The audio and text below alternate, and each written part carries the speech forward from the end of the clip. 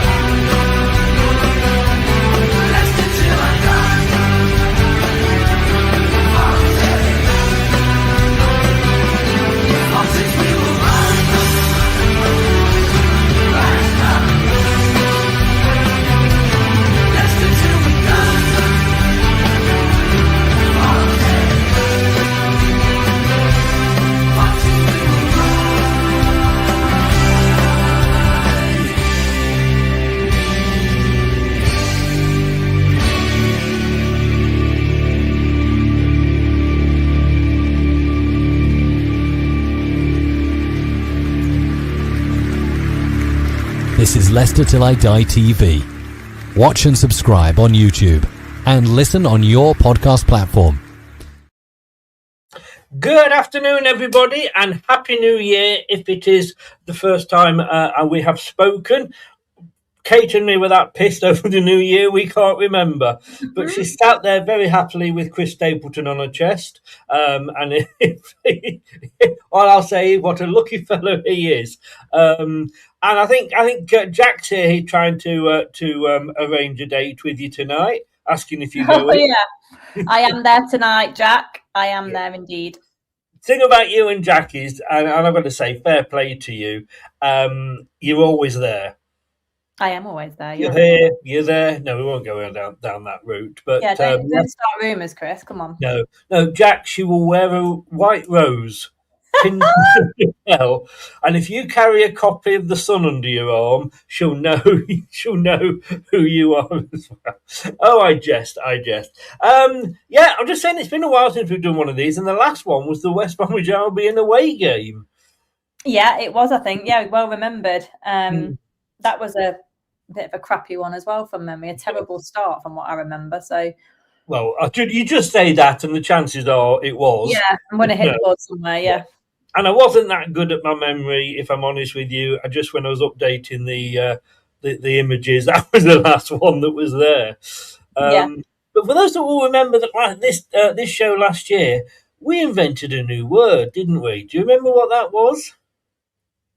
I don't remember. Do you not remember? Oh, you came up with it. It was all your own work. I come up with a lot of shit. Oh yeah. Bloody. What was I talking about? You were trying to describe, I think it was Harry Winks, if I'm honest with you, how slow he was or something. And you said he was running ploddy or... I knew what you meant. You plod along, don't you? Yeah. I think I'm happy to add ploddy to the dictionary for this year. Well, I have added it to my spell check on Word. Okay. So it comes up, I say. Now, a couple of things I was surprised about. One is that we agreed on something again. So we're starting off the new year well. Yeah. The second was I actually said for this one, did you want to change formation? Because I think we need to do it. I don't think this is just not working now. Rude never worked it out. Why Marti's carried on this formation, I don't know. We can't play it. He changes things in the occasional game in the second half and we do better. You said, no, I'm a great believer in 4-2-3-1. I want to stick with it. So stick with it you did. But I am a bit of a lie there. Did I not offer you the chance to change the formation? That's not the lie, and you know it because your nose has just grown. You sure it's my nose? This is why when I have a chat with you, I'm always under a table. Sorry, I'm sorry. Anyway, you're lying. I didn't say that. I said it was enough to change the personnel, and I couldn't. I was in the middle of something yesterday when we were messaging, and I didn't even have the capacity to sort out a formation in my head. So I've just gone with the standard MC formation. Yes, yeah. didn't, guys. She didn't. She had until this morning to do it. She just didn't. She did it so much. I know I wouldn't get this morning. I actually think, knowing that he won't go for a different formation and he won't go for the players that I've picked, I have come up with a different formation. But first of all, and you probably are right, he is probably going to still go for this. And that's 4-2-3-1. And here is your 4-2-3-1. And the funny thing that we agreed on, and there's a few things I'm not going to agree with you on here, believe it or not, but we both went for Bekovic in goal. Yeah, like I've come to the end of my tether with Jakob, to be honest. I don't think he deserves any goodwill because he's an academy player. He just should be treated like everybody else. And I feel like he's often at the centre of things going wrong defensively for us. And there'll be arguments for that about he's had a bad back four in front of him or whatever. But his positioning in the box, he doesn't dominate the box. There's so many times, particularly during the QPR game, actually, that I felt you were screaming at him like, oh my God, you can come out for that, shout for it, whatever. There was a few moments where he could call, but instead the defender dealt with it and, kicked it out for a corner. He could have just called and claimed it. Like, he doesn't dominate in any phase of play. And it gives me the heebie-jeebies watching him at QPR, especially because you're so close to the pitch there. You saw some of the calamities close up from the defending. And a lot of that, I think, hinges on Jakob not dominating his box, and don't even get me started on his distribution. Or decision making. He hangs onto the ball for so long. The runner's gone, pass to the runner. No, he doesn't. So I saw that in the last game. He went to throw the ball out quickly, and I thought, oh, here we go, and then stopped. And then waited, and then we've got the let me play it out to a defender who's got 10 players on him. We get in that. And there was a case, and again, I think this was in the last game, where he came out for the ball, the defender was running back for the ball, and neither of them knew what to do. And I guess the defender, which may have been Ricky P because of where the ball was, the defender was sort of, waiting for the call of, I've got it. Neither of them ended up going for it, and the defender eventually did boot it out for a throw-in. Yeah. But like you say, there is that. There is just think about it. I mean, a couple of questions here. First of all, am I wrong in getting the feelings for Danny Ward again? I'm not saying I'm getting feelings for Danny Ward. Sorry, the feelings of Danny Ward again. Where is it the four that are in front of him, or is he as bad as we think? It's probably a bit of both. I choose the fox. I like it. Sorry, that was just a pressure up there. Yes, so I think it's a bit of both. I think, when Jakob played a bit under Enzo and some of the appearances he had last year, I thought he was a really decent number two. I had no nerves about him coming in when Mads was injured or had time out during the cup run. But this year, obviously the confidence is on the floor anyway after a terrible year before. He just hasn't come in and showed any robust control of what he does. And, even things like, was it against Watford, where Coley messed up and didn't clear it properly, and then he just left Jakob out to dry and they scored at home the other week. Like, even with that, like, Jakob went and put his arm around him. Mate, he's just literally pulled your pants down for you and give you a goal. Like, you got to be shouting. You got to be really commanding and saying that I can't do what I do if you don't do what you do. There's a lot of that within the team. There's not a lot of bollocking that goes on. There's not a lot of holding people to account on the pitch and saying, where the hell are you? Why weren't you there? You know what I mean? Yeah, no. You expect that from your keeper. Like, we used to laugh at Peter Schmeichel, who used to literally give someone a roasting, even if they just scored a hat trick. Peter or Casper? Peter, yeah. And I think Casper followed in his footsteps because that's what he probably learned. So, but Jakob doesn't, to me, have any communication going on at all. And within that penalty box, he is the captain. Yeah, exactly that. He says it goes. And okay, I do know, obviously he has to play within the what he's told to do by Marti, as in playing out from the back. But you're quite right. He does need it. I do feel like we are looking at Danny Ward, the return. The sequel, because we always thought. You told me tonight that Jakob's going to be in that position where he's lying flat on his back, and the ball goes into the back of the net. It wouldn't surprise me, like Danny Ward was last year. Yeah, I mean this is the thing, isn't it? Second thing I'm going to say on this one: did we get rid of the wrong keeper? As in Everson. In terms of who? Sorry, Everson. Oh, Everson. Potentially. But then a lot of people were sad to see Mads go, but West Ham was sad to see him arrive. Well, yes. I mean, one of the things we were talking, funnily enough, about Lanzarote before we came live, because I'm going away again next month. Awesome. I was nearly going next week, but as we're in the middle of the transfer window, I thought I can't do that, so I've decided to go away on transfer deadline day, which is just typical me. You're a football agent. Is that what you're doing, really? You're going to get some Leicester signings in Lanzarote? This is it. I mean, I bump into so many Leicester fans. I've probably got loads of leads over there.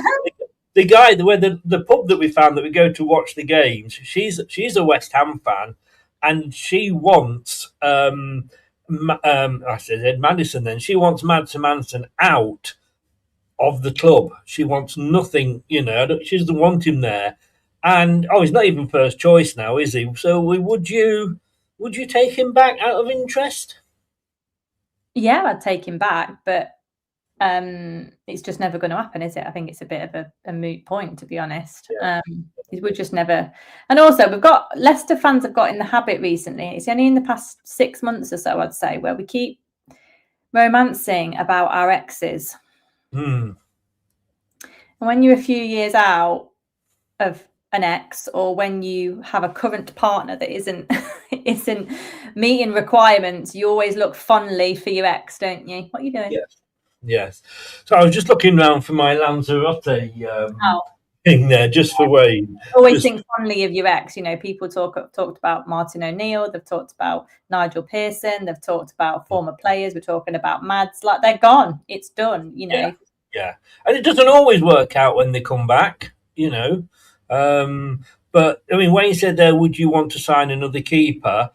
I mean, Bekovic, I'm eating loads of humble pie. He did as good as, better than Stolarczyk when he came in, and I don't think he should have been dropped, to be honest with you. And we've got this other keeper that's injured, I believe, that nobody's seen. He's like. Yeah, he's like Edouard Mark too. Now I don't think he looks as good as people say he is, looking on his performances. But let's give him a chance. What I mean? So I wouldn't necessarily. I don't think it's the area that we need to spend money on. One of the areas, not one of the most pressing areas, is it? It's not. No. But what is pressing, and that is our captain's position. I want this guy out of this club so much. It is untrue. What, Ricardo? Yeah. Okay. He is past it. You were just saying about holding on to your exes. Sometimes you can stay in a relationship too long when it's gone stale and tired. See what I did there? Sorry, back at you. I just don't think he is a leader.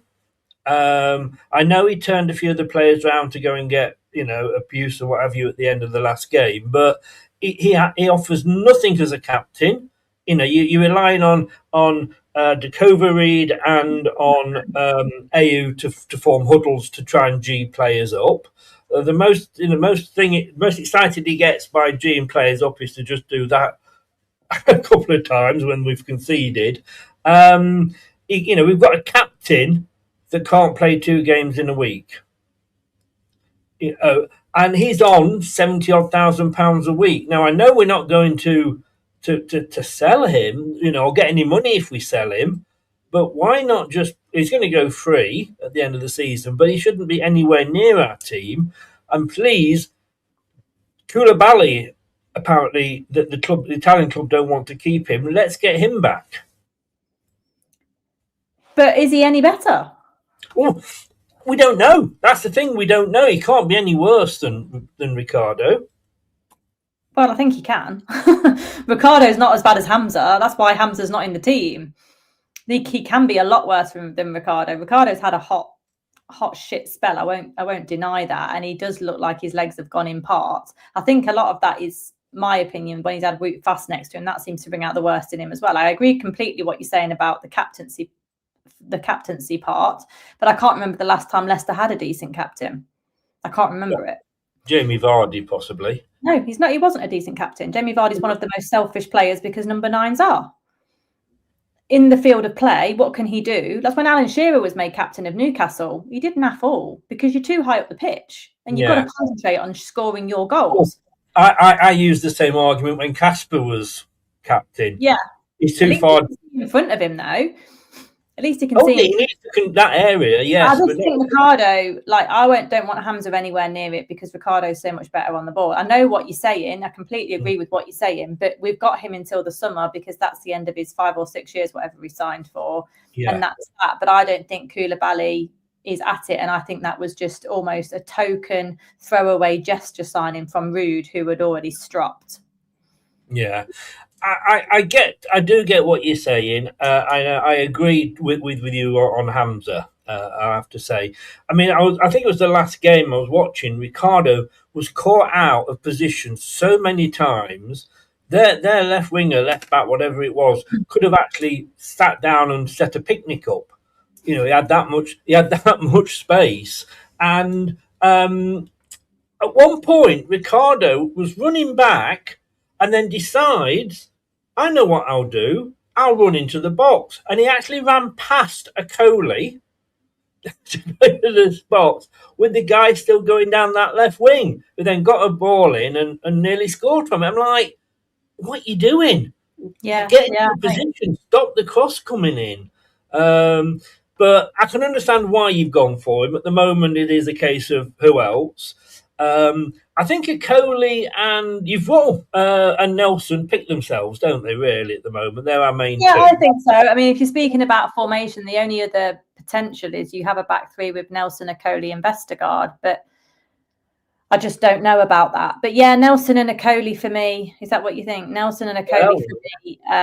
I thought Coley did really well on the right, particularly in the Norwich game before he got injured. He was the right back, wasn't he? And he really, really well. He was starting to really improve in that position. So I wouldn't be against a back three at all. The only thing with that back three is they're not particularly pacey. But yeah, I don't know really. The problem is as well with Leicester's defensive frailties, you spoke about Ricardo, and I completely agree. There's moments where I'm like, has Ricardo been to football school? Because I understand legs going and not being able to keep pace, but some of his position, as you say, is just horrendous. I do think as well with both fullbacks, and I thought this about Luke at the weekend. I know Luke didn't cover himself in glory against Sheffield United at all, but Fatawu and Mavididi do not help out. No. They don't help out. So that's why they put 2 or 3 on Luke, because they knew Steffi couldn't be bothered. Yeah. So you put 3 on Luke, and one-on-one with Luke sometimes he struggles with. So there's not a lot of collective teamwork in this team, which is ironic. I remember 2 years ago in the Championship praising Fatawu and Mavididi for the defensive work. Yeah. But it seems to have all gone. I mean, whether Fatawu still would be with us on the 1st of February or 3rd of February, who knows? Bournemouth are sniffing around, apparently. I'd take the money because I don't think, yeah. I mean, yes, he produces, the odd 1 in 10 worldie, but it's the other 9 out of 10 that worries me. And I think Mafidini's just edged it in terms of form this year. I think Mafididi looks way better than Fatawu this year. Interestingly, and this was something I said to Wayne yesterday, I think Mavididi's improved since Monga's come along, because he knew that if he wasn't good enough, then Monga would come on. Now, Fatawu was almost the case, I think, with him of, go on, I dare you, drop me. Come on, I'm the best thing you've got, and the best thing since sliced bread. And I've noticed in the last few games, Monga has actually been replacing Fatawu and not Mavididi. And is that Marti's way of saying, all right, Abdul, you've got to improve. Potentially, yeah. Potentially. Monga's got to improve as well. Monga's not been the sensation that we had hoped. No, it hasn't. But then, look at the team he's playing in. But what I'm saying is when he comes on, I'm glad he's replacing Fatawu and not Aberdeen. Yeah, I think the fans get quite, in all the crowds that have been in home and away, the crowds getting really frustrated with Fatawu because he's becoming quite petulant. Throwing his toys out the pram. He's very emotional as a person, which I think we'd all know that anyway. Like when he's really high, you can see how excited he is and everyone wants to be a part of that party. But when he's low or frustrated, it massively boils over and impacts his game way more than it should. He can't regroup and refocus. Like just on New Year's Day, like dive in for that booking rather than just running and going around your man. Like, what are you doing? You know what I mean? It's really frustrating. And right in front of the linesman, virtually. Right in front of the linesman. Yes. Because he's letting his head rule his body, and it's just ridiculous. Like, he just needs to get a grip of himself, to be honest. That's where Marti is needed. Like, that's where Marti can help. Yeah. I actually did the commentator's curse. I watched it and went, that's a foul. Come on, there should be at least a booking. And then they showed it from the other angle, and I went, maybe not. It is a booking. We were down the other end, but we were like, flipping up, I hope that is a foul, because if not, I'm going to be absolutely raging because he's missed a good opportunity and he's probably going to get booked, and then he got booked. And people weren't even saying that the ref was in the wrong for that, even though how far away we were. Everyone was like, for God's sake, when is he going to stop this? I'm going to say the referee got it spot on. Legions, we've talked about Ricardo and Hamza. You may want to sort of watch this back. We don't want to revisit it, otherwise Kate will have steam coming out of her ears. I want to go to left back. Now, I know I blamed Aluko for the second yellow card. And I have to say, in hindsight, looking back, where was the captain on the pitch, whoever it happened to be at the time, after the first yellow card, saying like, right, be careful now, you're on the first yellow card. But that first yellow card was because Fatawu tried to do something, lost out, and left him open. Mm-hmm. What annoys me, and I'm quite happy to have him in the team, what absolutely pisses me off with Marti Cifuente is Ben Nelson played against Huddersfield in the League Cup. Had a bad game. We didn't see him for 5 or 6 weeks. Aluko did that. He was good enough to be picked for that game. He got sent off. Now, when Ramsey came back, had got sent off, he was straight back in. Why is it taken, if he does this, but why is he left him out? It's like a kick in the teeth for the lad. Yeah, I know what you mean. I don't really know, to be honest. I think when I was watching Luke's performance on New Year's Day, and I don't want to pile on Luke Thomas because he's not had a good season, but he's in a long list of players that haven't had a good season. And you see him repetitively make the same mistakes where he's facing the wrong way and then he'll try and rugby tackle the guy as he runs past him because he's facing the wrong way. You see this a lot with Luke, but I also think he's made an example of and isolated a bit for criticism because it's so obvious when someone makes that mistake in that position because the wingers that we play against every single match are just exploiting it. And I think other people can go under the radar, like Steffi not tracking back just goes under the radar when you've got someone like Luke not doing very well either. But we said it on New Year's Day when we were watching him, like how bad must Aluko be if you don't think he's worth a shot with that performance? Like you say, what does it say to him? What does it infer to him? Even if you give him a half each, and also it reminds me a bit of when we got relegated under Brendan, where you could almost predict the starting 11. And when you like with Will, I used to think that about Ndidi. Ndidi knew every week he'd be on that team sheet, and you become a bit complacent. You don't mean to be, but you become a bit complacent and think, well, even if I have an off game, I'm still in next week. And I think that's where Thomas is. And I don't think he means it maliciously at all. Like Thomas works hard. He really works hard. But it comes a point where just from a competitive edge, you've got to know that someone's about to jump in your shoes if you don't perform. And I'm not sure that Marti is making that enough of an impact, if you know what I mean. Yeah. And with Begovic and Jakob, like when is the consequence going to come of your poor actions? Yeah. Well, I'll say one word. As you mentioned, Mr. Rogers, I will just say Tielemans. Mm. He died on that hill, as they say. Did, yeah. But look, Ramsey was a straight red. What was it? A second yellow, Ramsey? I can't. Ramsey was a straight red. So he Yeah, missed 3 games. Yeah. Come straight back in. And Luco would have only missed 1 game, wouldn't he? Because it was 2 yellows, and we've not seen hide nor hair of him since. What are you saying to the young lad here? But I don't. But also, I don't want him to play him just because Thomas is bad and he may not be any better. I only want to play Aluko if he is good enough. Well, we've not. Let's see him. And we're playing a team that is. Yeah, we're playing a team that is so lacking confidence at the moment, like we are. These are the games. Don't throw them in when we're playing Coventry or Middlesbrough. Throw them in against teams like this. So yeah, I completely get you on that. James, and Skip, look, they pick themselves at the moment. Not saying that they're the best 2 defensive midfielders in the league, but they're the 2 best ones that we've got at the moment. They're our most reliable players. They are pretty much. I mean, JJ had a bit of an off day the other day. I think he looked a bit knackered, to be honest. But those 2 in particular, I think, are our most consistent performers. And isn't it funny how Skip has improved since Winks has been dropped? Yeah, absolutely. I mean, Skip isn't going to set the world on fire at all. But again, there's not a load of creation around him. Mabadidi doesn't really use him. Mabadidi will never pass to an overlap. You've had Bobby and Ramsey in that position of the 10. We don't play anything through the middle. So most of our play through the middle is trying to recover the ball. Yeah. Because we just keep going to our wingers. That's the issue at Sheffield United. If our wingers have a bad game, we're screwed. Yeah. And that's exactly what happened, because we don't play through the middle of the park. It's a real shame, because we've got this box-to-box midfielder that he keeps talking about in JJ, but he doesn't allow him to go box-to-box with the way that we play. It's very confusing with Marty, because he seems to say one thing and we all go, yes, yep, you're right, but then he doesn't do it.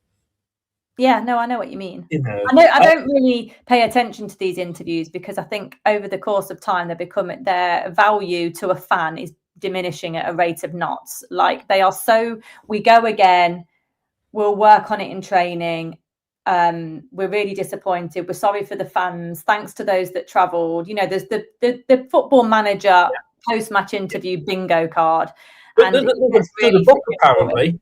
Yeah. There's a book that they produced for them. I'd rather them not do it. Just come out when you want to come out. If that's to come out every couple of games to roast someone, do it. If that's to come out every few games after that to praise someone, do it. But I don't need to hear the same old shit every week. Well, when he first came in, Wayne and me used to do the press conference review, because he did come in and it was a bit of a breath of fresh air. But we didn't do one last week. We said it's just the same. Wayne said, I've watched it. And again, the questions are so stage managed. There was one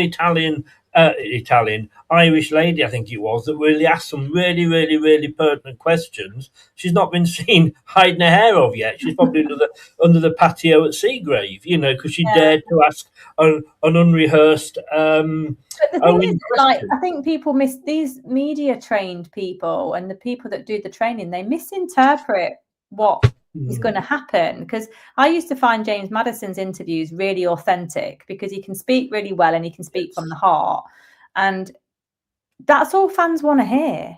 Yes. Marty's like, look, we are working so hard in training. I don't know what's not clicking. We're trying to get them together. We're working on things, and then these guys' confidence is on the floor. I wish you'd just say that, and fans would be like, yeah, I dig that. I get it. May not agree, may think that's more cause to throw him some more abuse, or may think, do you know what, at least he's been realistic and authentic with us. And you just don't get that from managers these days, sadly. And if they do, like Enzo and Amarin, then they get the boot. Yes. Would you take Enzo back? I mean, he wouldn't come back. I thought he was a little bit big for his boots as a person when he was here, so God knows what he's like now. Yeah, exactly. He's a difficult person to manage if you were an owner. He had a really harmonious relationship with our owners, because they are hands off and they give you full autonomy. But if it doesn't go Enzo's way, it is everybody else's fault. Yes, yeah, indeed. And I've got to say that my prediction that he would be sacked in December was quite right. I was just 12 months too late, too early with my prediction. Well, 18 months is the average, isn't it? We should have known that. Yes, yeah. And in fairness, Enzo, if you are watching, I think there are still a few pantos going on if you want to sign up for those. Fatawu and Mavididi, you've gone for, we've spoken about them. Interesting one here, and I get where you're coming from here with Louis Page. I think he needs to be given a chance, and that's obviously the best position. Do you start with him and then replace him maybe with Bobby DeCover-Reid? Because I think at the moment, Bobby DeCover-Reid, and I can't believe I'm saying this, but he's one of our better players. Yeah, he is one of our better players. I just think that Page has shown that he's got enough to start, and I would like to see him start and Bobby come on, because we know Bobby's only really good for 60 or 70 minutes. That's my personal. Yeah. He is by far, which is quite a low bar, but Bobby is by far and away our most clinical finisher and our most professional footballer on that pitch. So it must be a manager's dream, that guy, and he is very much a team player. He's a tidy player. He is a bit lightweight and slight, and I think that's why he can look lost and you don't hear from him for half an hour in games like we did against Sheffield United. But we played nothing through the middle. So what do you expect from those front four players who were just not brought into the game at all on New Year's Day? And I'd just like to see, because Louis we saw it with some of the others that come on, Louis, Silko, some of these youngsters, they have so much energy in their legs. And I just think that, like, Louis Page has covered most blades of grass when he comes on. He is everywhere. And I think, do you know what? That could really help and try and fire up that middle a little bit, because it doesn't need firing up. Bobby's there Bobby could even be a number 9, I think. Bobby's always in the right place to score those goals. Yes, no, I know, I agree, as you will maybe see soon. But do you think there's an argument with certain positions of having it half and half? Play maybe 45 minutes with Bobby. It turns out to be. Yeah, I do. And then 45 with Louis, and then in the next game, swap it, Louis does it first. Yeah. And, it might just confuse the opposition.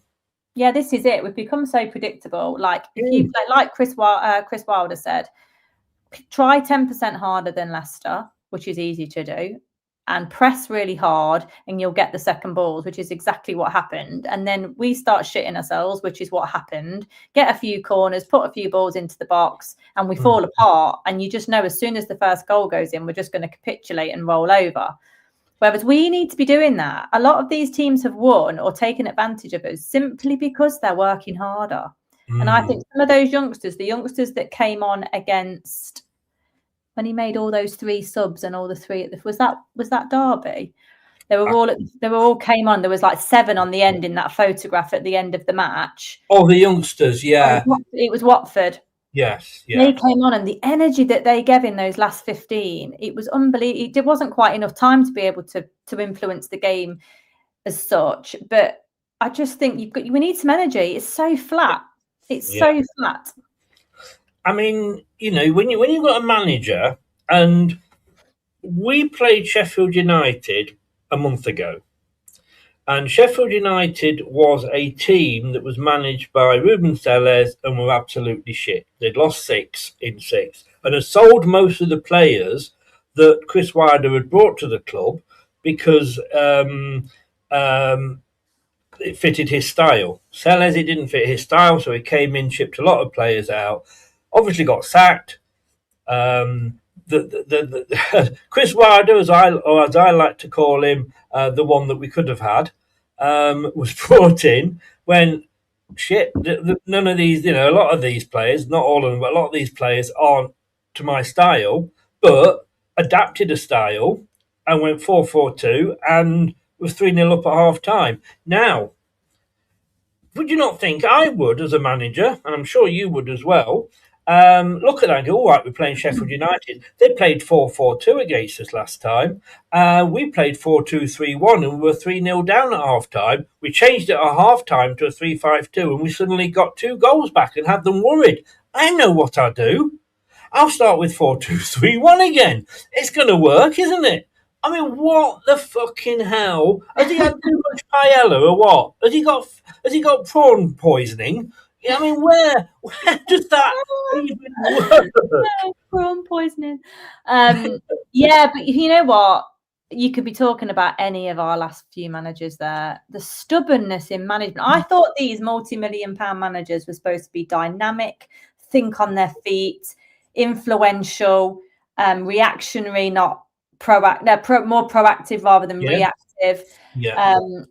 Can see and identify the strengths as a set of individuals, which is the best route to play. Change formation midway through the game if we're winning or losing or whatever suits. And I've not seen that in so many managers, man. I've just not seen it. And I don't, what has football management become? Like, if you want to do the Pep blueprint, that's not what I want from a football manager. I want you to look at my team that I've spent millions on if I was top and say to me, well, do what you want, mate, get the best out of them players and get us winning. And I just, people are dying on hills that Pep Guardiola has built, and I don't understand it. No, you and me rather both. Than like Sean Dyche was laughed out of town, Tony Pulis was laughed out of town. But do you know what? That kind of football does work. When I actually said back in the summer, whilst it's not my first choice, I would understand if the club went for Chris Wilder. I was laughed at. You know, if that was back in, the old cowboy and Indian days, I'd have been run out of town. But, who's laughing now? Dyche has been mentioned in the last 2 appointments that he's been on a shortlist, which I think is nonsense. I think he's denied as such as well. But people were like, we don't want Dyche. Yeah. Why? Yeah. Because everybody's born out of that type of football. Yeah, they see this beautiful Pep football. Well, if we had the money that they've got. Boring. I've seen so many players now, like Rio, John Terry, Thierry Henry, Mika Richards, all say that they don't like watching Prem football anymore. No, you're quite right. Well, we're going to end your team on an argument here. We are. We are. Yes, I have. Oh, do you mean, sorry, gloves? Sorry, I thought you meant the underpants. Sorry. There's a joke there. I'm not going to say it though. I thought that was a bit personal, Kate. If Mrs. B, if you're watching, please take your daughter in hand. Yes. What the hell are you doing with Silko Thomas up front? What do you mean? What am I doing? He was so lost in that last time he came on. Tell me he's not lost at number 9 for Leicester City. Because we've got a bloody good striker that we've got in, training with us that we've not kind of signed up yet. He's not signed. We can't talk about him as an argument, Chris. He isn't a Leicester player. So talk to me about the other number 9s and how brilliant they are. You mentioned Bobby De Cova-Reid. I did. I mentioned many, many times Jake Evans. Yeah. So who do you want in? Who do you want in there? I'd put Jake Evans. Because he's been tried and tested? Because he knows where the net is. in the juniors, he does. Well, yeah, but you could say that about Aluko. In the juniors, he didn't get sent off. Well, he did in the season. Until we drop them in, I just think, look, you'll see my team in a minute, and Thomas is actually in my team. So I'm not saying that, he's a bad. I just don't think that he's the number 9. Okay. That's your prerogative. So you tell me why. I think he's got high energy, and against Sheffield United, he was actually hanging on the edge of the defender, which we haven't seen many do because they haven't got the pace to do it. And he got no service, which I think is what Wayne's talking about there. There was no service at all because we don't play through the middle. You said that. And I think he's already scored this season. I know it was a rebound from a penalty, but he's already scored this season. And he had to be there. I think he's a bit more physical than Jake Evans. If you put Jake Evans in, I would be just as happy, don't get me wrong, but I cannot see it because he's just not been brought in at all. But I like Silko. I think he's good on the ball. I think he needs some more game time. I think I'm prepared to give him a go. Again, look, if it started like that, as Wayne said, this is a game that he'll probably get more out of than Sheffield United. I think they're a less physical team. I might be wrong there. But who knows? But That's fair enough. Like I say, if he's in tomorrow, I won't be disappointed. Do you know what I mean? And also that I think it was Watford where they all came on. It could be the same with Jake as well, but these guys, Page, Thomas, Monga, Aluko, those players are so used to playing with each other. It could actually bear some fruit and give them some comfort out there on the pitch, rather than feeling like you're the only kid that's in with these seniors and a little bit out your depth and a little bit imposter syndrome. Like having Silko and Page together, who must have linked up a numerous amount of times, I think that would be quite beneficial as well. Do you know what? You'll never get a job as a football manager because you talk sense. You know what I mean? No, but it is true, isn't it? It is true. Is that you know, when you're used to playing with, it's like for the England team. If you're going to play two central midfield, two defensive midfielders, make sure that's the position they play for the club. Yeah, absolutely. Don't bring a right back in and put him in that position. It's knowing what you do week in, week out, and like you say, when you're used to, if Page is used to sort of where Thomas runs and what have you, let's try it. Now, I have gone for a different take on this. I have gone for a different formation. Now, you may think it's 4-4-2, and I was tempted. I'm not going to lie. Such a dinosaur, Chris. Sheffield United 6 points, Leicester City 0, playing 4-4-2. That's all I'm saying. So, look, you'll laugh at this, and I don't expect him to start this. I don't expect him to start these players. I would love to see this against Cheltenham Town, though, because what the fuck have we got to lose against Cheltenham Town? I'd love to see this, but here, I know I'm going to get laughed off the show here, but here is my team. Now, I don't know how much you can see of that, but I've gone 3-5-2. Mm-hmm. So I've got, along with you, Bekovic in goal. Now, I've gone for Vestergaard in the back three because he is actually fit again. But I do think that's the experience. He's got the old head on him. And I think if we did old legs. You're on his old leg. But then that's a problem. Why are we defending so far up the fucking pitch? Yeah, I know. You can't play Vestergaard and defend on the halfway fucking line because he's never going to get back with the ball that goes over the top. I love how you considered where to put the fuck in that sentence then. Yeah. And also, like, just play to Yannick's strengths. Like, the only real weakness Yannick has, apart from heading in a corner, I still don't understand that, but is pace. But he is the best distributor of our ball. He is the best passer of our ball and can start play off really well. He's one of the few times where I think, this OCD about the move having to start with the centre-back. If Yannick gets it right, it looks brilliant.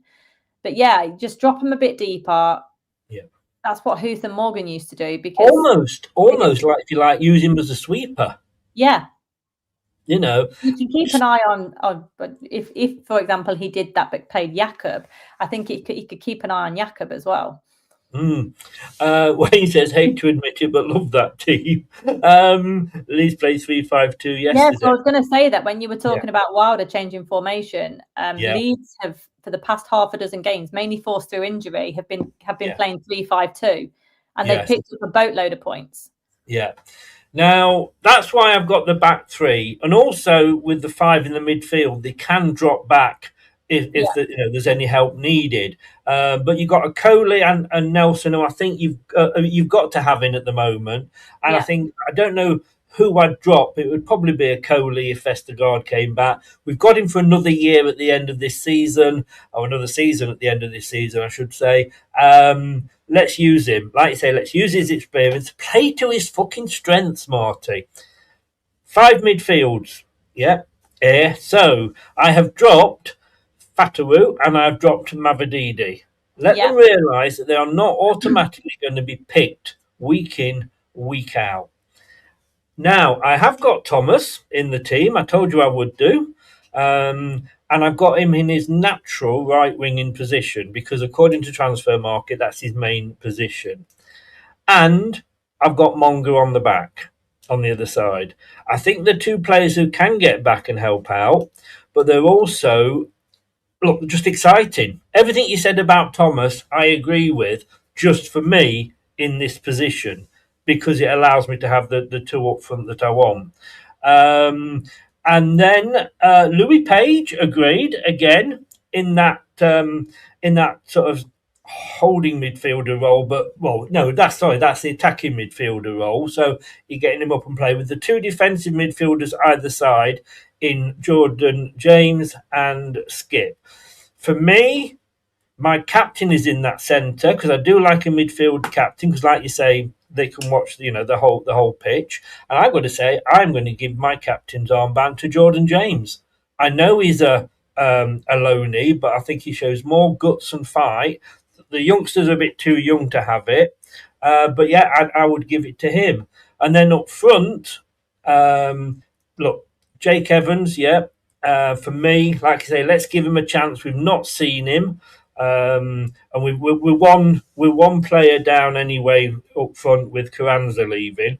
If he'd actually signed, I might have stuck Antonio in there, but he's not. So I've got Bobby Reid just to play off Jake Evans, if you like. And yeah, have two up front. My God. Do you remember two up front, anybody? No. What's going on? I mean, Craig, where we go? Wayne started off by saying, let's hope Marty's watching on catch-up. Up, a Chris team selection grenade. It's hand grenade chess or whatever you called it, Wayne. Hate to admit it, but love that team. Leeds played 3-5-2 yesterday. That's such a great blend of experience in academy players. And I have to say, General Stocking, etc., who's come on Twitch for his usual or a usual by followers here, what you can actually do with Twitch is report you, which I will be doing. And then what they actually do very, very quickly is delete your channel. So make the most of being on there, you Twitch twanker. So very, very quickly, give me your honest thoughts on that. Yeah, I mean, if he came out with that team tonight, I would be absolutely fine with it. I do think I still think it's a bit weak defensively. I think if we're under the cosh, I don't think Monga's going to help out. No, but do you think Skip and James, I probably said the wrong two, Skip and James can fall back and help out? Yeah, absolutely. But I think they won't fall into the centre-back line. It won't be. You're relying on Monga and Silko to do defensive duties in that. I think Silko Thomas will be, but I've not seen Monga track back that much. But to be fair, if Monga was needed to track back, he's got a much better centre half this side in Nelson rather than a Coley. Like a Coley will need Thomas's help more. The middle is really exciting. It's pacey as well. That's another thing. Like we have so many quick players in our team and have had for a number of years. Like JJ was always one of the quickest in our team, even post injury. James Justin, was really quick, and we just never ever see it capitalised on. We don't break with any pace. So I don't think we know what a counter attack is anymore. No. And it's really frustrating, but we can play one touch stuff, which looks bloody sexy when it happens. And we've got the pace to be able to do it. And I just wish Marty would try and do that. Like just go for the jugular from the off. And those two wingers in particular, Monga and Silko, like I say this every single match, that every single game that you start as a winger, one of your primary objectives of that game is to get your fullback on a booking as soon as possible. So just run at him. Yeah. And Mavadi doesn't do it enough. Fataru doesn't do it enough. Yeah. Like just get your fullback on a booking. Give the referee. And Mavadini would be on the bench, obviously. But, I'm thinking sort of if they attack us down the left-hand side, get past Silko Thomas, then a Coley can come across and James can fall back into making that. But you can't have James and Skip on the wing, obviously. No. But and the same, if somebody goes past Monga, you've got Nelson can move over and Skip can fall back. Because we obviously know Skip's the best left back in the country. Everywhere, can't he? He's centre back as well at times. Well, exactly. I'm surprised they're not putting him in goal, to be honest with you. But also, you need a bit more. If you've had, if you've had a decent start to the game, and it is a big if, and you're winning, say at 60 minutes, that's the perfect time to potentially get rid of Page and put Hamza in the middle. I like Hamza in the middle. I know we've talked about him at right back, but I find him much more effective in the middle. And I think he's actually right going forward because he's a pretty quick player as well. When I first did this, reinforcements. Yeah, when I first did this, Louis Page wasn't in it. It was Hamza. And then I thought, and I'm thinking, agreed with you, Hamza. Look, I've always said he's a defensive bloody midfielder. Use him in that position, and you've got to bring. I mean, he's a bit of a utility player, but we know that's his best position. And if Louis Page is maybe, struggling, or maybe after 60 minutes, and like you say, if we're winning, then you could bring, like say, Hamza into that position. So that's why I decided not to start him. But if he ever starts with that team, I will run naked through Poole Town Centre. Flipping heck. Yes. No, you want to hope that he never picks that team. I'm in a catch-22 here now. You didn't say that the other day when I said we did. I joke, by the way, Mrs. B. I joke. So yeah, I mean, I'm quite happy with that, but I do get, because I think we need to change it. I think, Dworski, he can, and he's done that role, and we'll never forget the West Bromwich Albion game a couple of seasons ago. A left foot stop, a right foot stop, and a header off the line. But that's probably more akin to what he's going to go for. And yes, let's just throw the fucking youngsters in, for God's sake. We'll never know otherwise, will we? Yeah, we'll never know. But also a bit of like the throw the kitchen sink. Like, people get frustrated about the tippy-tappy football around the back. But if it's being successful, then people have patience with it. But when you're playing tippy-tappy bullshit and it's also unsuccessful, stop it. Just stop it. Yeah. And use the pace that you've got. Actually come onto the pitch and make it look like you actually want to get into them. Yeah. And go for it. In the Premier League years, not just the year we won the league, but other years as well, we used to literally come out the blocks like Usain Bolt at the start of games, and teams just couldn't cope. Mm-hmm. And it's a real problem with our play for the last 4 or 5 managers where we really lacked pace. It was only the first couple of years under Brendan's probably the last time we did it. Tippy-tappy bullshit. Both sides have lost 3 of the past 4 championship games, and the Baggies are on an awful away. This is BBC. Baggies are on an awful away run of 9 successive defeats on the road. Yeah, so enter Leicester. Exactly. Come to Leicester, Baggies. That will help. You'll do well. Kate, I know you're on your lunch, so you're going to have to go. Thank you very, very much. Bring back the 3 points tonight, and I look forward to honestly, Mrs. B. This is genuine. Please, send me the videos as you normally do. Yes, I will do. They are football related, Missy. I'm going to get I don't want to upset my future in-laws, but Oh yeah. They are football videos, okay? I think that ship sailed, to be honest, Chris. Oh God, you've chosen Dave. I know. I can see. I mean, he stepped down from the Tuesday show because he can't. The electricity between the pair of you was so strong that he couldn't. Unbelievable. Yes, but look, we've got Steve in for you, so. But no, brilliant. Thank you very much, Kate. Enjoy the game tonight. We'll see you tomorrow for the review. See you later on. And have a good rest of the day. Andrew, bye. Cheers. Bye. There you go. Thanks a lot to Kate. I thought I'd get a lot of hassle for that. I'm not going to lie. My 352. But not. Interesting. What a positive, energising team selection. Cheers, both. This is the thing about football, isn't it? I would normally go 4-2-3-1 and agree with Kate because we know Marty's going to do that. I just wanted to try something fucking different. We're here 6 o'clock tonight. Be there or be square for the watch along. Tom joins me pre-match and at half time, and obviously the Wayne, as not exactly Batman, not that Wayne, but Wayne and Jim, all the way from the good old US of A, if he's not been called up to fight in a war against Venezuela, will be joining us with the post-match. Take care, guys. I will see you tonight at 6 o'clock.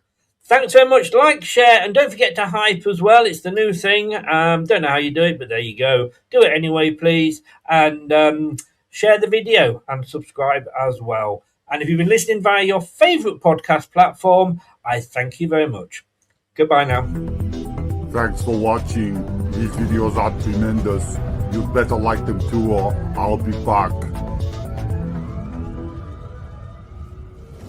This podcast is proud to be part of the TalkSport Fan Network. TalkSport. Powered by fans. That will conclude this evening's entertainment.